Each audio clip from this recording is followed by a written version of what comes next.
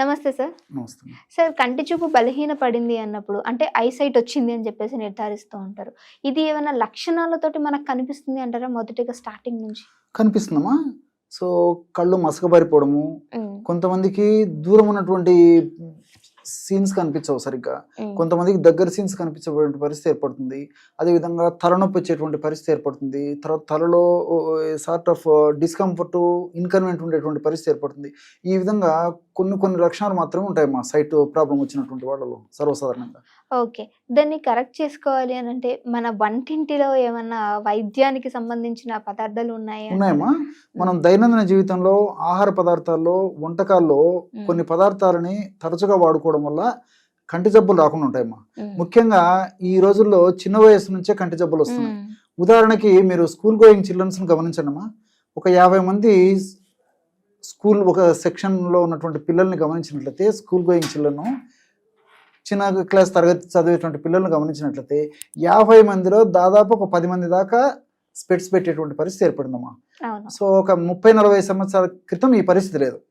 So దేహధర్మాల్లో భాగంగా, జీవధర్మాల్లో భాగంగా వయస్సు వచ్చిన తర్వాత మరి మిగతా అవయవాలలో ఆ చైతన్య రహిత్యము, అదేవిధంగా క్రియా సామర్థ్యం తగ్గిపోయేటువంటి పరిస్థితితో పాటు సో సర్వసాధారణంగా ఎక్కువ శాతం మందిలో కూడా మరి కంటికి సంబంధించినటువంటి సమస్యలు, చెవులకు సంబంధించినటువంటి సమస్యలు, ఇలాంటి సమస్యలు వస్తుంటాయమ్మా. ఇది సర్వసాధారణం, కామన్ ఎక్కువ శాతం మందిలో. కానీ మరి చిన్న వయసులో రావడం మాత్రం అసాధారణము, అసహజం.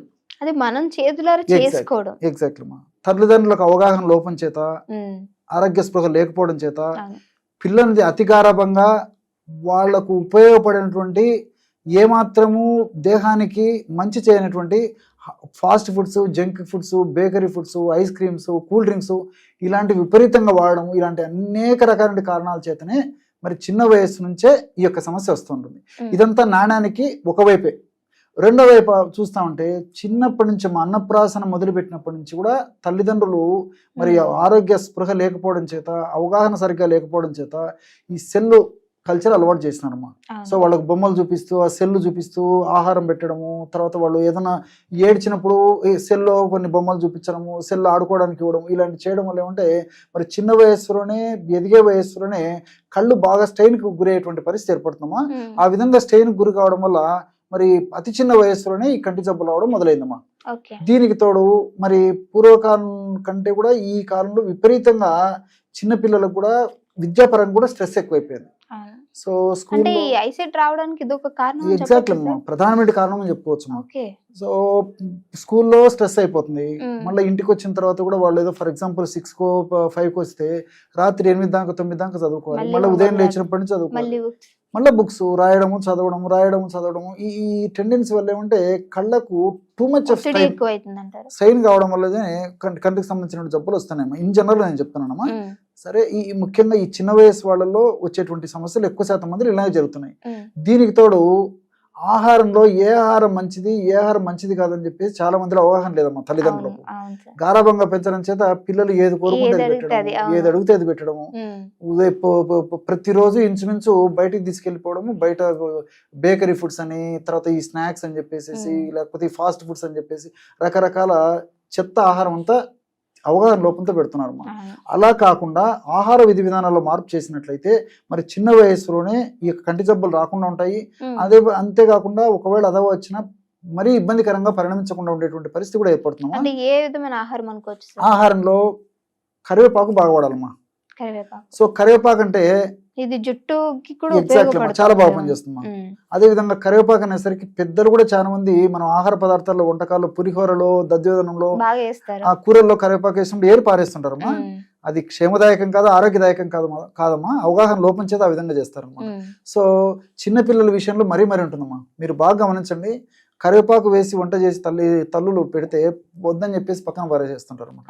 వాళ్ళకు నచ్చ చెప్పేసేసి కరివేపాకుని ఏదో ఒక రూపంలో, అలా ఆకులు కాకపోయినా కరివేపాకు పొడి చేసిన ఆ రూపంలో ఆహారంగా ఏదో ఒక పద్ధతిలో ఇస్తుండాలమ్మా.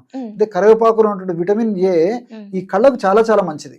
ఓకే. అందుకే మన పెద్దలు ఆహారపు అలవాట్లో విధి విధానంలో భాగంగా కరివేపాకును కూడా ఆహారంలో వంటకాల్లో భాగంగా అది కూడా వేసి వంటలు తయారు చేసి వడ్డించేటువంటి వాళ్ళు కాబట్టి ఈ మరి చిన్న వయసులో ఆ జబ్బు రాకుండా ఉండేటమ్మా. అవును. సో ఈ రోజుల్లో ఆ పరిస్థితి లేదు కాబట్టి అంటే కరివేపాకును వాడేటువంటి పద్ధతిలో పిల్లలకు అలవాటు చేయడం చాలా చాలా మంచిదమ్మా. అదేవిధంగా వారంలో కనీసం ఒక్క రోజన్నా ఈ క్యారెట్ అమ్మా, క్యారెట్ గడ్డ ఏదో ఒక రూపంలో పిల్లలకు అలవాటు చేయాలి. మరి ఏదైనా కొంచెం సమస్య ఎక్కువ ఉన్నట్టుంటే వారంలో 2 సార్లు 3 సార్లు వాడినా తప్పులేదమ్మా. క్యారెట్ అలాగే తినడం కానీ, సలాడ్ రూపంలో కానీ, క్యారెట్ను కూరలో చేసి ఇవ్వడం కానీ, సాంబార్లు వేసి ఇవ్వడం కానీ, ఏదో ఒక పద్ధతిలో ఈ క్యారెట్ను వాడుకోవడం వల్ల కూడా క్యారెట్లో ఉన్నటువంటి విటమిన్ ఏ, తర్వాత జియోగ్జాంతిన్ ఇలాంటివి అనేక రకాలైనటువంటి పదార్థాలు కూడా ఈ కంటి ఆరోగ్యానికి చాలా చాలా మంచిదమ్మా. అదేవిధంగా మునగ ఆకు కూడా ఏదో ఒక రూపంలో వాడుకోవడం వల్ల కూడా ఈ కంటి జబ్బులు రాకుండా ఉండేందుకు, వచ్చినటువంటి జబ్బులు త్వరగా ముదరకుండా ఉండేందుకు కూడా ఉపయోగపడతాయమ్మా. సరే, ఇవన్నీ ఆహార పరంగా.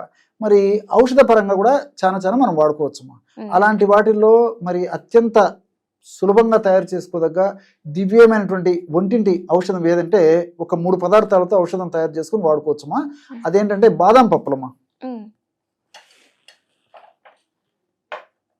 సో బాదం పప్పులు ఈ మధ్య కాలంలో చాలా ప్రాచుర్యం పొందాయమ్మా.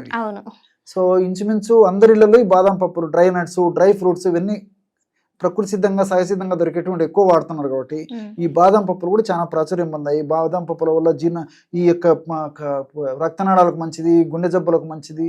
అదేవిధంగా ఏదన్నా కొంచెం ఈ మెదడుకు సంబంధించినటువంటి జబ్బులు రాకుండా ఉండేందుకు బాదం పప్పు ఉపయోగపడుతుంది. నర్వస్ వీక్నెస్ను బాదం పప్పు తగ్గిస్తుంది.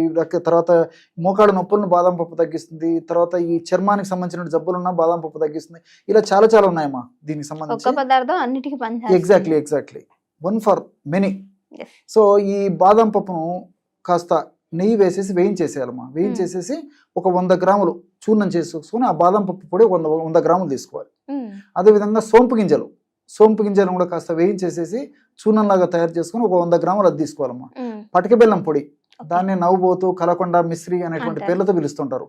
సో ఆ పొడి కూడా 100 గ్రాములు తీసుకోవాలి. అంటే సమానంగా.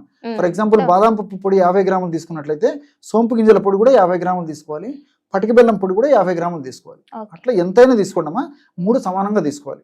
ఆ 3 పదార్థాలను బాగా కలిపేసి ఒక గాజు సీసాలో ఉంచుకొని రోజు ఒక్కసారమ్మా రాత్రిపూట 100 ml పాలల్లో 1 టీ స్పూన్, అంటే హాఫ్ టీ స్పూన్ వరకైనా పర్లేదమ్మా, 1/2 టీ స్పూన్ నుంచి మాక్సిమం 1 టీ స్పూన్ వరకు ఆ యొక్క పొడి పాలలో కలిపేసి పిల్లలకి ఇస్తున్నారు. పెద్దలు కూడా వాడుకోవచ్చమ్మా.